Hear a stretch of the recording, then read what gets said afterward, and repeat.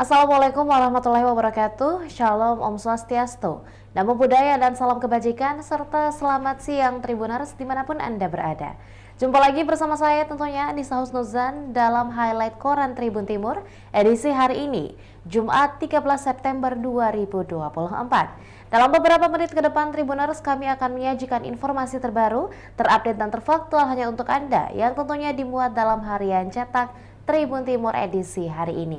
Dan jangan lupa bagi Anda yang tidak ingin ketinggalan informasi, dapat langsung berlangganan dengan menghubungi hotline subscriber di 0411 811 melalui fix phone atau menghubungi hotline Tribun Family Card di 081141355555 melalui SMS ataupun WhatsApp. Dan Tribuners, untuk itu tanpa berlama-lama, marilah kita melangkah ke informasi pertama. Di mana di halaman pertama, prestasi membanggakan datang dari Provinsi Sulawesi Selatan yang menambah emas dari Takraw Beregu. Kontingen Sulsel menambah pundi-pundi medali di PON ke-21 Aceh Sumatera Utara 2024. Sulsel berhasil menambah 2 medali dari cabang olahraga sepak takraw. Untuk nomor beregu, tim putra berhasil meraih medali emas dan juga Sulsel mengalahkan tim putra Jawa Timur di partai final dengan skor 2-0. Sedangkan tim putri Sulsel harus puas dengan medali perak. Mereka kalah dari tim putri Jatim dengan skor 2-0. Hasil ini membuat Sulsel belum mampu mengawinkan medali emas di nomor beregu. Pertandingan final sepak takraw digelar di gedung ID Sport Center, Kabupaten Aceh Timur, Aceh pada hari Rabu 11 September lalu. Dalam kesempatannya, Sekretaris Persatuan Sepak Takraw Indonesia atau PSTI Sulsel, yakni Bapak Nukrawi, sempat dihubungi dan memberikan keterangan bahwa kami selaku perwakilan dari Sulsel bersama Jatim berbagi medali. Sulsel medali emas di putra, sedangkan Jatim medali emas di putri. Nukrawi mengungkapkan bahwa medali emas sepak takraw putra di nomor beregu baru berhasil diraih Sulsel lagi setelah 16 tahun berlalu. Sulsel terakhir kali mendapatkan medali emas di nomor beregu pada PON ke-17 Kalimantan Timur pada tahun 2008 lalu. Selengkapnya Tribuners, informasi tersebut juga dimuat dalam halaman 7.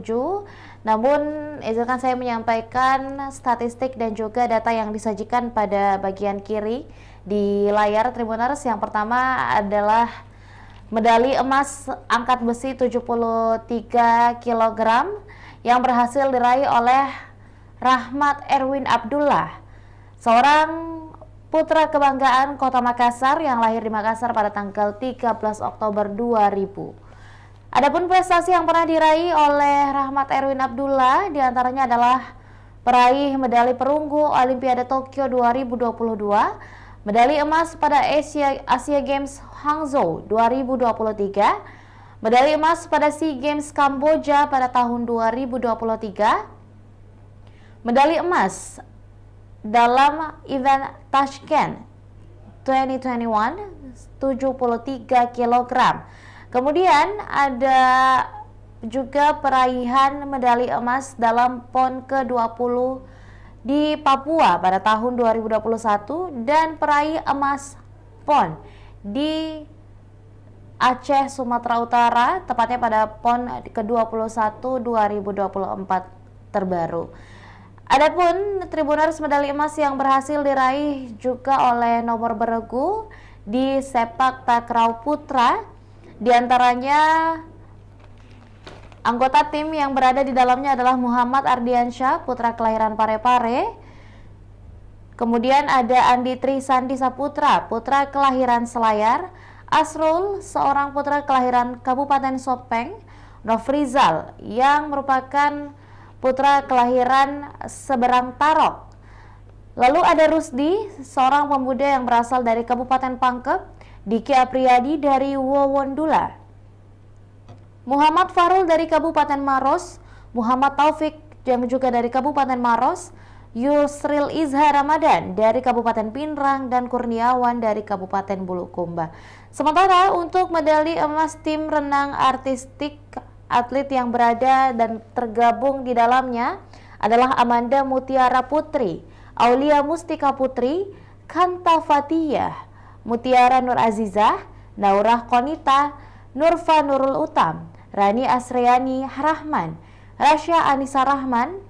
Dan untuk kriket putri sendiri juga berhasil mendapatkan perak T10 dengan senam artistik. Pada medali perak ada Mutia Nur Cahya perorangan putri. Kemudian untuk medali perunggu ada Mutia Nur Cahya, Nur Faisah, Dwi Satriana dan Nabila Syafira Arjuni bergu. Sedangkan untuk cabang olahraga Muay Thai, medali perunggu berhasil diraih oleh Nur Afni di kelas 51 kg putri, Siti Maudi Mardani di kelas 60 kg putri, dan Muhammad Rian Andika di kelas 60 kg putri. Sementara untuk dance sport berhasil diraih oleh Adetri Putra Kadiaman dan Anastasia Kadiaman yang merupakan penari pre-amateur Latin. Kemudian untuk cabang olahraga akuatik, medali perak berhasil diraih oleh Mutiara Nur Azizah dari Solo, dan perak juga disumbangkan oleh Mutiara Nur Azizah dan Amanda Mutiara P di kelas duet. Sementara yang terakhir, Tribuners dari cabang olahraga binaraga ada raihan medali perunggu dari Andi Ziden di kelas 75 kg. Dan tentunya seluruh informasi yang saya sampaikan sebelumnya adalah prestasi-prestasi membanggakan yang berhasil diraih oleh putra-putri terbaik di Indonesia dalam ajang PON ke-21 2024 kali ini, Tribuners. Untuk itu dari beragam tentunya prestasi yang berhasil diraih, berikutnya kita beralih ke informasi selanjutnya. Di bagian kanan Tribuners, di mana Komisi Pemilihan Umum Sulawesi Selatan menetapkan metode pengambilan nomor urut Pilgub Sulsel sama dengan pengundian nomor urut Pilpres 2024 lalu, yakni pengundian nomor urut menggunakan bola. Saat ini hanya akan ada 2 bakal calon gubernur Sulsel yang akan bertarung untuk menjadi orang nomor 1 di Provinsi Sulawesi Selatan. Mereka adalah pasangan Dani Pomanto, Azhar Arsyad, dan juga pasangan Andi Sudirman Sulaiman berpasangan dengan Fatmawati Rusdi yang akan bertarung dalam kontestasi 5 tahunan tersebut. Ketua KPU Sulsel Hasbullah mengatakan hingga saat ini juknis untuk pengambilan nomor urut belum dikeluarkan oleh KPU Republik Indonesia. Namun untuk simulasi pengambilan nomor urut telah dikeluarkan oleh KPU Republik Indonesia beberapa waktu lalu. Dilanjutkan pada halaman 7 Tribuners, untuk pencabutan pertama, kata Hasbullah akan disesuaikan dari siapa pendaftar pertama sebagai bakal calon gubernur Provinsi Sulawesi Selatan di KPU Sulsel. Adapun untuk lokasi pencabutan nomor akan dilaksanakan di kantor KPU masing-masing di setiap daerah. Lanjut Hasbullah, pelaksanaan pengambilan nomor urut akan berlangsung 1 hari setelah penetapan pasangan calon 22 September 2024 mendatang. Dan berikutnya Tribuners, informasi lain yang hadir di halaman pertama juga ada informasi mengenai konjen Australia, di mana tim dari Australia yang menemukan mobil Harun Masiku. Komisi Pemberantasan Korupsi KPK menemukan mobil yang diduga milik buronan Harun Masiku. Mobil itu terparkir selama bertahun-tahun di sebuah apartemen di kawasan Jakarta Pusat. Dalam keterangannya, Ketua Sementara KPK Nawawi Pomolango dalam acara diskusi bersama media di Ciawi, Bogor, Jawa Barat pada hari Kamis lalu menjelaskan bahwa Nawawi tidak memberitahu lebih lanjut terkait dengan progres temuan mobil diduga milik ex-caleg PDIP itu. Ia hanya memastikan pencarian Harun Masiku masih dilakukan hingga saat ini. Bahkan, Nawawi menyebut sering menghubungi Rosa Purbobekti selaku Kepala Satuan Tugas atau Kasatgas. Dilanjutkan di halaman 7 Tribuners, atau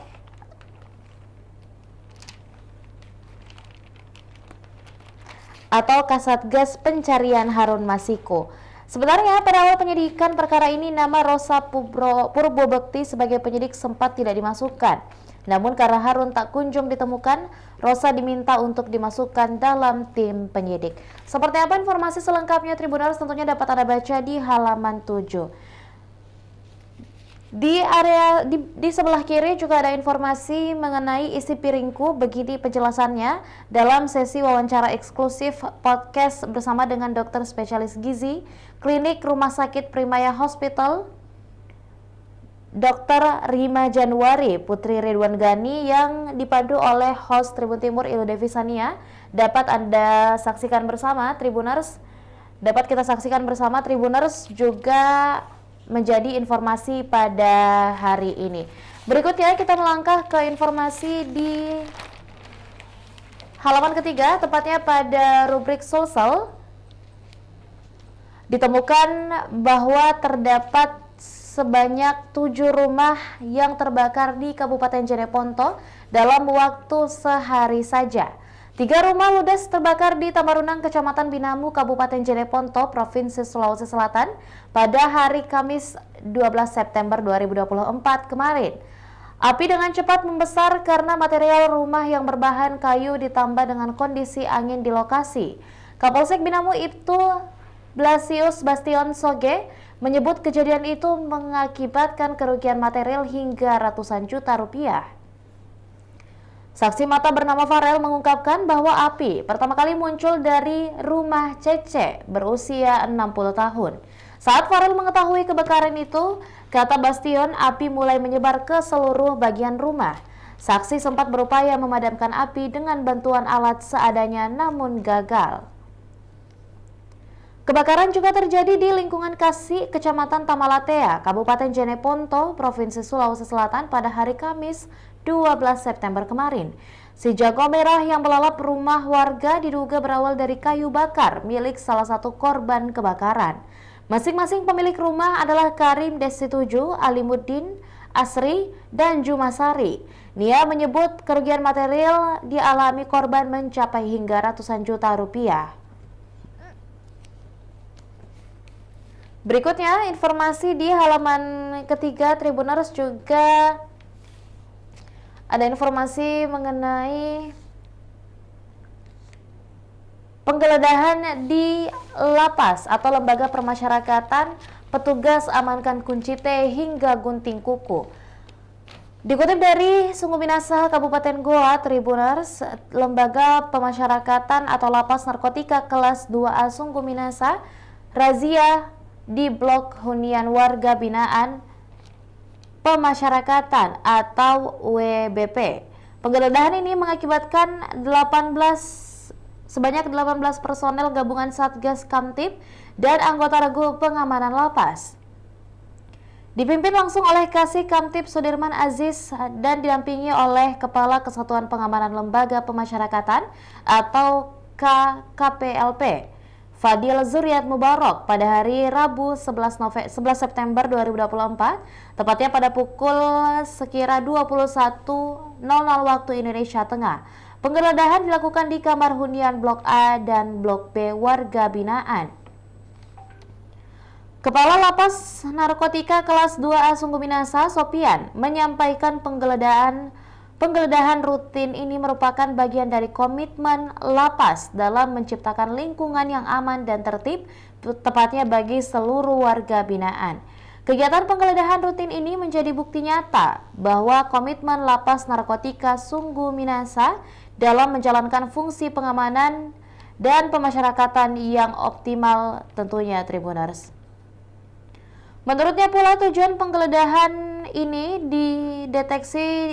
digunakan sebagai deteksi dini potensi gangguan keamanan dan ketertiban atau Kamtib sekaligus dalam rangka mendukung program Zero Halinar atau Handphone pungli, dan narkoba pada Lapas Narkotika Sungguh Minasa. Adapun barang-barang terlarang yang ditemukan dalam penggeledahan ini antara lain sendok besi, piring kaca, gunting kuku, kemudian ada korek gas, botol parfum, kunci teh, dan colokan listrik. Semua barang tersebut langsung diamankan oleh tim untuk dibuatkan berita acara dan laporan pada kantor wilayah Kemenkumham Provinsi Sulawesi Selatan. Masih di halaman ke-6 Tribuners, informasi berikutnya adalah Bandara Arung Palaka yang masih tak jelas. Ini alasan PJ Bupati Kabupaten Bone. Operasional Bandara Arung Palaka Bone tanpa kejelasan. Pada sebelumnya, pemerintah Kabupaten Bone menargetkan operasional Bandara Arung Palaka bisa berjalan paling lambat pada bulan Juli 2024 lalu. Namun sayangnya hingga September ini belum juga ada kejelasan. PJ Bupati Bone Andi Winarno Eka Putra mengungkapkan penyebab Bandara Arung Palaka tak kunjung beroperasi.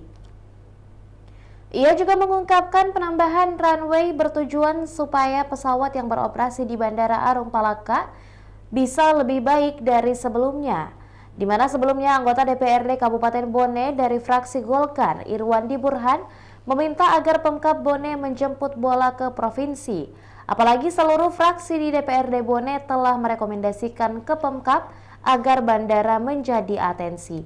Ia berharap operasional bandara aktif lagi, apalagi sudah molor cukup lama sejak direncanakan awal tahun. Soal ATR 72 yang dilaporkan sulit masuk akibat maskapai yang telah berkontrak di tempat lain, tentunya harapan besar masih menjadi cita-cita dari masyarakat sekitar Kabupaten Bone agar Bandara Arung Palaka dapat segera beroperasi dengan normal. Dan yang terakhir Tribuners, di informasi halaman 3 ada informasi mengenai mobil terbakar di Kabupaten Bulukumba, di mana peristiwa ini terjadi di belakang bengkel Kapasa Kelurahan Jalan Jang Kecamatan Gantarang. Dan juga ada informasi mengenai Suhartina Bohari yang akan menjabat penjabat Bupati Kabupaten Maros. Dan seperti apa informasi selengkapnya tentunya dapat Anda baca di halaman 3 Harian Koran Tribun Timur edisi hari ini tentunya. Berikutnya dari halaman 1 dan 3 kita beralih ke informasi di halaman ke-6 Tribuners. Tepatnya di rubrik Kota Makassar. Dapat kita saksikan bersama di bagian bawah ada informasi mengenai pertemuan pemerintah Kota Makassar dengan Australia Indonesia Institute di Kota Makassar, Provinsi Sulawesi Selatan pada hari Kamis 12 September 2024 kemarin. Australia Indonesia Institute atau AII menjajaki kerjasama dengan pemerintah Kota Makassar.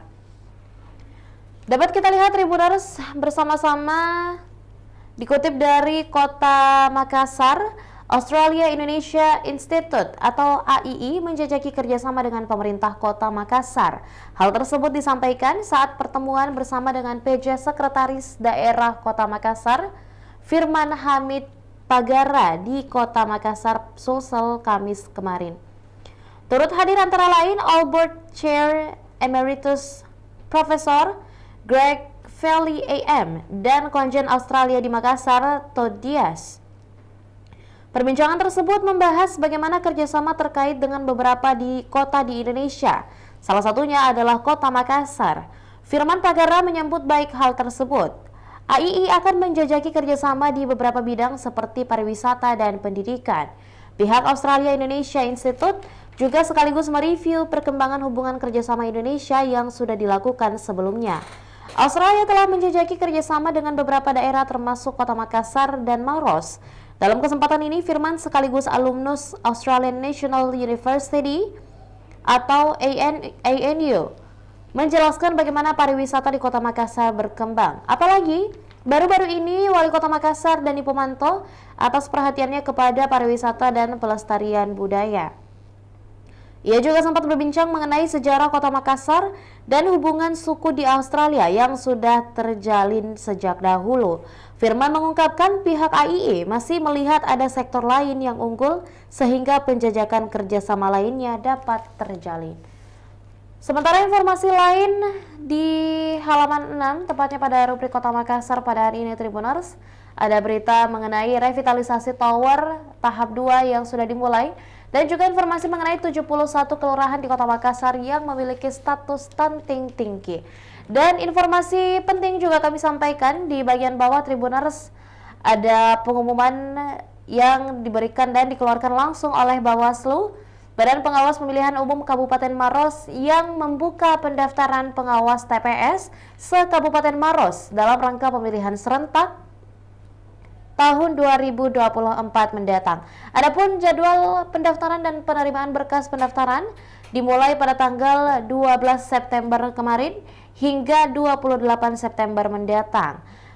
Berkas pendaftaran dapat diakses pada media sosial Panwaslu Kecamatan se-Kabupaten Maros atau dapat mendatangi langsung Sekretariat Panwaslu Kecamatan di wilayah terdekat tertanda Bawaslu Kabupaten Maros. Dan Tribuners, berita tadi juga sekaligus menutup perjumpaan kita dalam highlight koran Tribun Timur edisi hari ini. Untuk itu, jangan lupa saksikan beragam informasi dan berita lainnya hanya di kanal YouTube dan juga Facebook Tribun Timur, mata lokal menjangkau Indonesia.